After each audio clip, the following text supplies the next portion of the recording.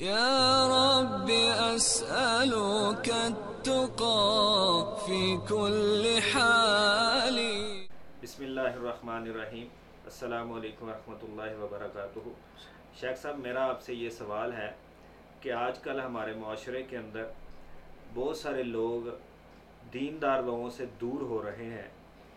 اس کی وجہ جو ہمیں معلوم ہوئی ہے، بہت سارے لوگوں نے ہمیں اس بات کا سوال بھی ہم سے کیا ہے کہ دیندار لوگ جتنے نمازی ہیں، جتنے تہجد گزار ہیں، جتنے عمرے اور حج کرنے والے ہیں اور جتنے متقی ہیں، اتنا ہی ان کا رویہ لوگوں کے ساتھ ڈیفرنٹ ہے. اتنا رویہ ان کا تضاد کی شکل میں نظر آتا ہے. اس میں سب سے پہلے جو چیز ہے، جن لوگوں کے نیچے ملازمین کام کرتے ہیں، امپلائیز کام کرتے ہیں، وہ ملازمین کے ساتھ ان کا رویہ ٹھیک نہیں ہے. ان کے ساتھ زبان کلامی ان کی ٹھیک نہیں ہے. اسی طرح گھروں کے اندر جو خواتین کام کرتی ہیں، جو ملازمہ ہیں، ان کے ساتھ ان کا رویہ بڑا عجیب سا ہے، جیسے غیر مسلموں کے ساتھ رویہ ہوتا ہے. تو اس حوالے سے ایسے لوگوں کے بارے میں اسلام کیا رہنمائی فرماتا ہے کہ ایک طرف تو وہ اپنے آپ کو بڑے نمازی اور متقی گنتے ہیں، اگر مسجدوں میں دیکھا جائے تو پہلی صف میں وہ نظر آتے ہیں، تکبیر اولیٰ میں نظر آتے ہیں، لیکن ان کے معاملات لوگوں کے ساتھ بڑے ہی عجیب ہیں. اور بہت سارے لوگ ایسے لوگوں سے، دیندار لوگوں سے پریشان ہیں. اور بہت سارے قصے ہمارے سامنے آئے ہیں کہ یہ دیندار لوگ ہیں جو پیسے نہیں دیتے، جن کے لین دین کے معاملات نہیں ٹھیک، جو اپنے ملازموں سے برے طریقے سے پیش آتے ہیں، جو اپنی فیملی سے برے طریقے سے پیش آتے ہیں، لیکن ان کی تہجد قضا نہیں ہے، ان کی نماز قضا نہیں ہے، ان کی عمرہ قضا نہیں ہے، ان کے روزے قضا نہیں ہے، ان کا ماتھے کا محراب بڑا اعلیٰ کوالٹی کا ہے.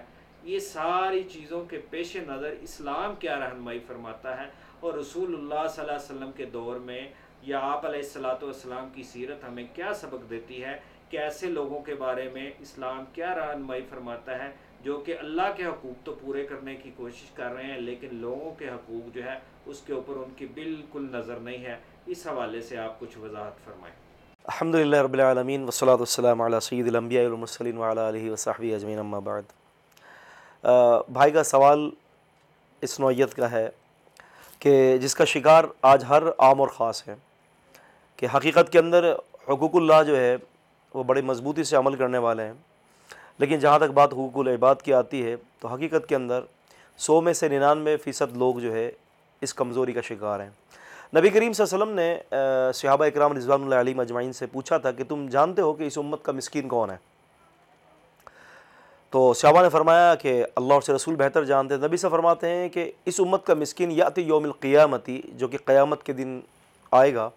نبی سے فرماتے ہیں کہ اس کے پاس اعمال ہوں گے، لیکن آپ نے فرمایا کہ وہ اس طرح سے آئے گا کہ شتم ھذا، قذف ھذا، واخذ مال ھذا، ضرب ھذا، کہ اس نے کسی کو مارا ہوگا، اس نے کسی کو گالی دی ہوگی، کسی پر بہتان لگایا ہوگا اور کسی پر ظلم کیا ہوگا. اس قسم کے حقوق العباد کے حوالے سے وہ بہت کمزور ہوگا اور یہ قیامت کے دن آئے گا. اس کے ساتھ تو نیکیوں کے پہاڑ ہوں گے. تو نبی سے فرماتے ہیں کہ جب یہ قیامت کے دن آئے گا نا تو لوگ آنا شروع ہو جائیں گے کہ یا اللہ اس نے مجھے مارا تھا، اس نے مجھے گالی دی تھی، اس نے میرے اوپر بہتان لگایا تھا، اس نے میرا مال کھایا ہے. یعنی لوگوں کی ایک قطار ہوگی، اس کے نیک عمل اٹھا کر ان کو دیتے اللہ تعالیٰ دیتا رہے گا، حتیٰ کہ لوگ آنا جو ہے وہ ختم نہیں ہوں گے، نیکیاں ختم ہو جائیں گی. رسول اللہ صلی اللہ علیہ وسلم فرماتے ہیں کہ پھر کیا ہوگا کہ لوگوں کے گناہ اس کے اوپر ڈال دیا جائے گا. ثم طرح علیہ، پھر نبی صلی اللہ علیہ وسلم فرماتے ہیں کہ اس کے اوپر جو ہے وہ لوگوں کے گناہ ڈالا جائے گا، اور پھر جو ہے ثم طرحت علیہ، اس کے اوپر گناہ ڈالا جائے گا، اور پھر اس کو اٹھا کر نبی صلی اللہ علیہ وسلم فرماتے ہیں کہ جہنم کی آگ میں ڈال دیا جائے گا.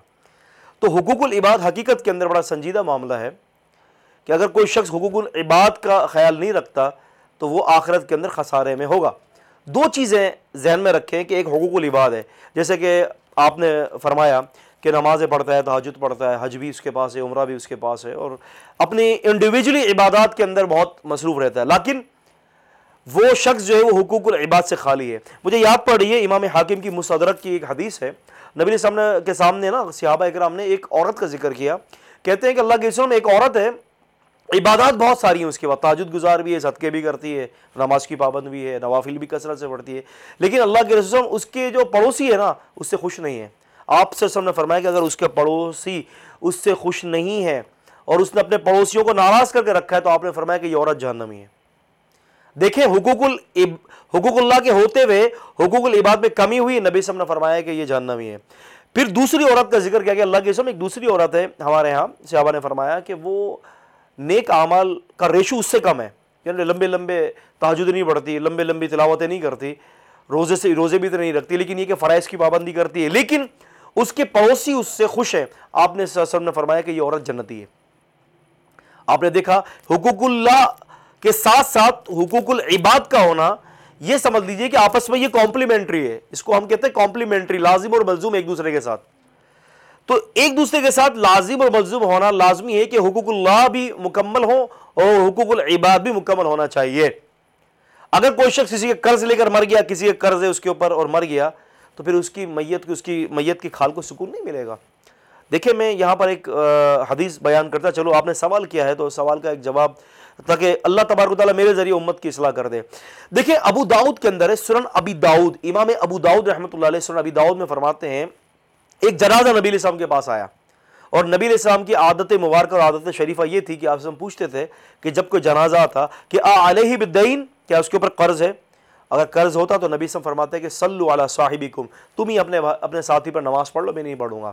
یاد رکھیں کہ قرض کا تعلق حقوق العباد کے ساتھ ہے، اس چیز کو ذہن میں رکھیے گا۔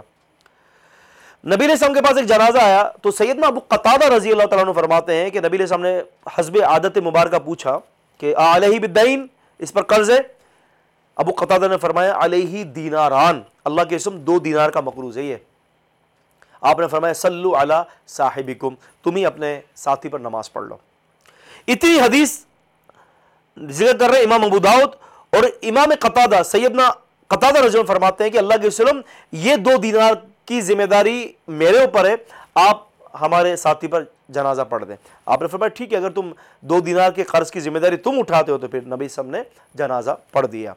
اب اتنی روایت ابو داؤد کے اندر ہے، یاد رکھیں کہ یہ ابو داؤد جنہوں نے سنن ابی داؤد لکھی ہے، یہ شاگرد ہیں امام احمد بن حنبل رحمۃ اللہ علیہ کے۔ اب اس حدیث کا آگے کا ٹکڑا بہت سارے لوگوں کو نہیں پتا، اس حدیث کا آگے کا ٹکڑا موجود ہے امام ابو داؤد الطیالسی رحمۃ اللہ علیہ کی مسند طیالسی میں۔ یہ ابو داؤد جنہوں نے سنن ابی داؤد لکھی ہے، یہ شاگرد امام احمد بن حنبل کے، اور یہ امام ابو داؤد الطیالسی رحمۃ اللہ علیہ استاد امام احمد بن حنبل کے۔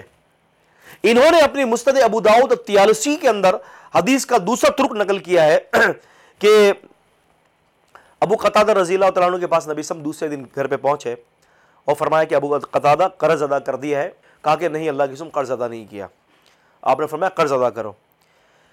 مسند ابو داؤد الطیالسی کے اندر حدیث موجود ہے کہ تیسرے روز پھر نبی علیہ السلام ابو قتادہ رضی اللہ تعالیٰ عنہ کے گھر پہ گئے اور آپ نے فرمایا ابو قتادہ قرض ادا کر دیا ہے۔ کہتے ہیں ابو قتادہ رضی اللہ تعالیٰ عنہ اے اللہ کے رسول، میں نے ابھی قرض ادا کر کے آیا ہوں، میں ابھی قرض ادا کر کے آیا ہوں۔ مسند ابو داؤد طیالسی کی حدیث ہے، جلد نمبر 1 صفحہ نمبر 166 ہے۔ نبی علیہ السلام نے فرمایا کہ ابو قتادہ میت کی کھال کو بھی ابھی سکون ملا ہے۔ آپ اندازہ کر لیں اس حدیث سے کہ حقوق العباد کے اوپر یہ کتنی اہم ترین حدیث ہے۔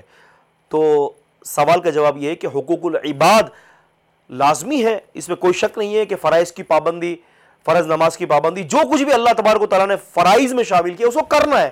ہاں نوافل عبادت میں اگر کمزوری ہوئی تو اللہ تبارک و تعالیٰ بڑا ہی معاف کرنے والا ہے، لیکن حقوق العباد اس وقت تک معاف نہیں ہوگا جب تک کہ بندہ خود معاف نہیں کرے گا۔